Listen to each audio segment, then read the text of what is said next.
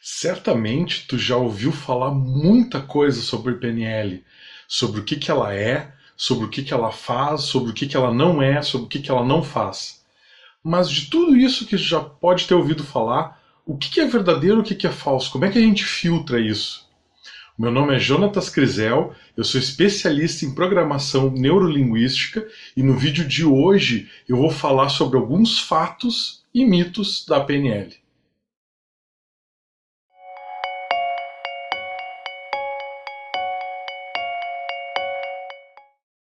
É muito comum as pessoas tirarem conclusões precipitadas das coisas, e com a PNL não ia ser diferente.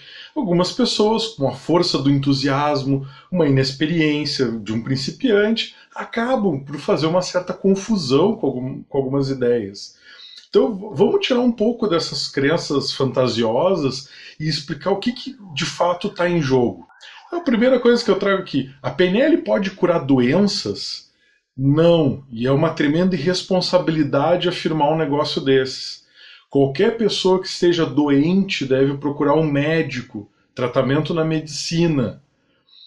Contudo, né, aí vem a vírgula, a PNL auxilia no tratamento que já está em curso por um médico.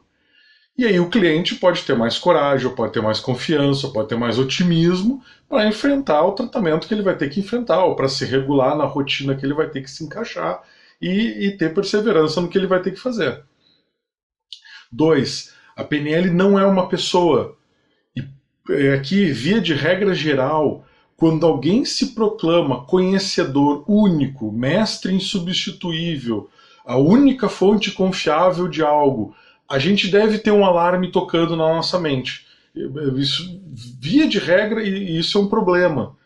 O conhecimento, se ele é verdadeiro, ele pode ser verificado por qualquer pessoa. E, portanto, tem que ter várias pessoas com alguma capacidade de transmitir esse conhecimento.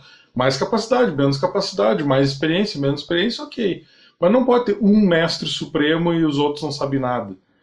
O verdadeiro mestre, ele tem que gerar discípulos tão ou mais hábeis que ele, a fim de que o conhecimento não se perca. Essa é a lógica.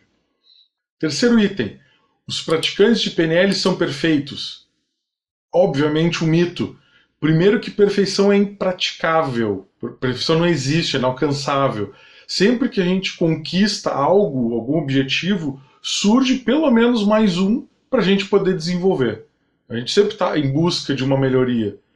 E segundo, que nós somos seres humanos, como qualquer outro ser humano, sujeito a todo tipo de contratempo. A gente erra, a gente também tem sentimentos, a gente também tem conflito, enfim.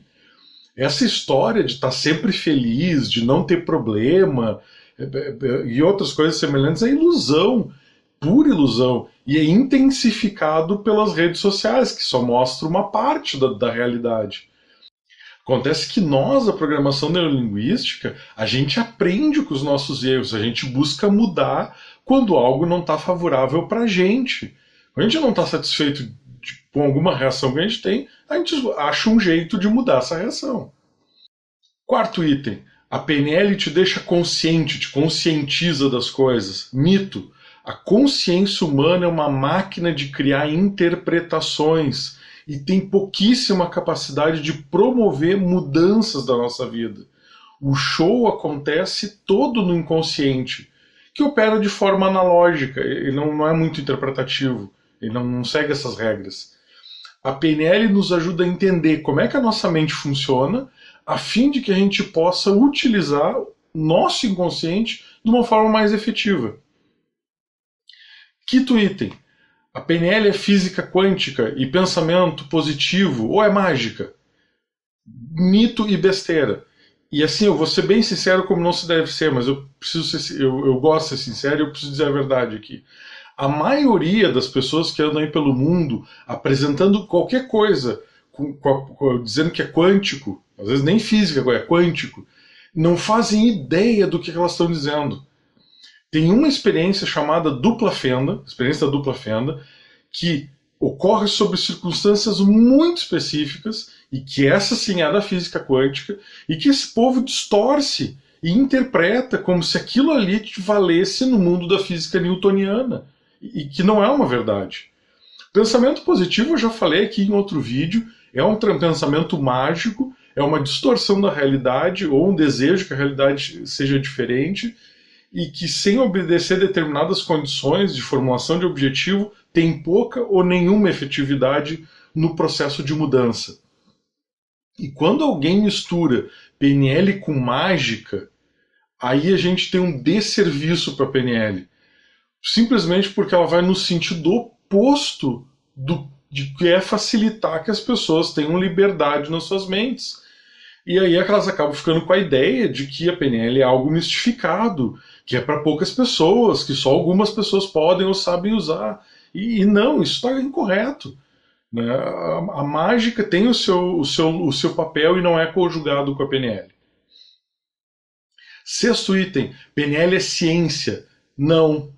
Ou como assim não? Não, PNL não é ciência. A PNL usa os princípios da ciência e usa estudos científicos para embasar as práticas. Mas em si, ela não é uma ciência e nem é comprovada cientificamente. Em 2012, o periódico British Journal of General Practice, por exemplo, ele analisou quase 1.500 artigos científicos e não encontrou evidências de que a PNL funciona. Mas como assim? Tu advoga em favor da PNL? Como é que ela não funciona? Pois é, a gente tem que entender que para comprovar algo cientificamente nos critérios, a gente é que nem matemática, a gente tem que isolar as variáveis. E na PNL isso é muito complexo, porque a gente lida com muitas variáveis. A gente tem a mente do cliente e tem a mente do facilitador, por exemplo. E aí já são duas variáveis que se abrem em leques de muitas opções e que são muito difíceis de quantificar, porque cada mente é uma mente. Então, se tu acompanha meus vídeos, já deve ter percebido a quantidade de detalhes que a gente tem que prestar atenção, como praticantes, para poder aplicar os padrões da PNL no trabalho com outras pessoas. A competência de perceber esse universo de detalhes e de sinais e de palavras, enfim, durante uma conversa em que tu ainda está propondo uma prática, é uma competência que tu demora para adquirir, requer muita prática, exercício, supervisão, feedback em tempo real. Só a realização de um curso, ou a leitura de um livro, então nem se fala, ou o entendimento teórico, cognitivo de um conceito não garante competência na execução. E isso acaba gerando poucos estudos científicos sérios, né, porque tu vai pegar a média dos praticantes, e aí a média dos praticantes tu vai pegar gente, poucos com muita experiência, muito treino, muitos com pouca experiência, pouco treino, e muitas variáveis, muitas possibilidades diferentes.